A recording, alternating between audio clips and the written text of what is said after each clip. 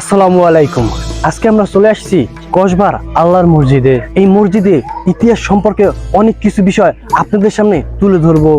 এই আল্লাহর মসজিদের সৌন্দর্য উপভোগ করার জন্য এখানে আসছি আমি নয়ন এবং আমার বন্ধু মিনহাজুল ও ছোট ভাই শিপন হলাদার।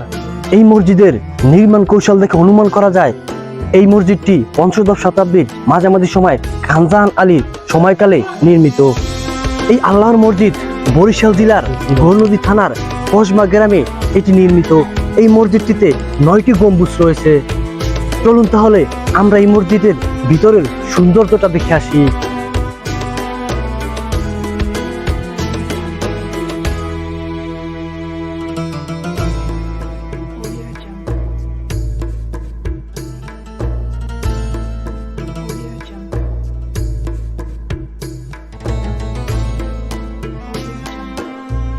এই মসজিদের বয়স আনুমানিক 500 বছরেরও বেশি। এই মসজিদের কারুকার্য দেখলে আপনি সত্যিই হবেন মুগ্ধ।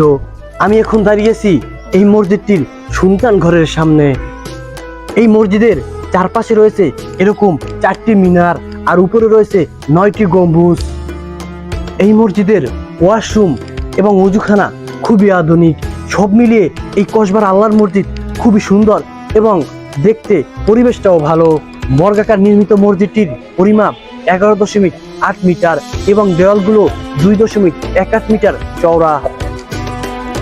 এই মসজিদের সামনে রয়েছে সুন্দর একটি বেল গাছ, তার নিচেই পাওয়া যায় খুব সুন্দর ছায়া।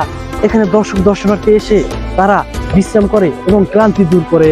সব মিলিয়ে এখানে এসে এই মসজিদের পরিবেশ এবং সবকিছু মিলিয়ে লেগেছে অনেক ভালো।